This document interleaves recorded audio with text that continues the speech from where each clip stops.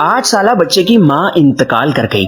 वालिद ने दूसरी शादी कर ली। एक दिन बाप ने बेटे से पूछा, बेटा नई वाली माँ ठीक थी या पुरानी? बेटे ने मासूमियत से जवाब दिया, पुराने वाली माँ झूठी थी और नई वाली सच्ची है। बाप ने पूछा, वो कैसे?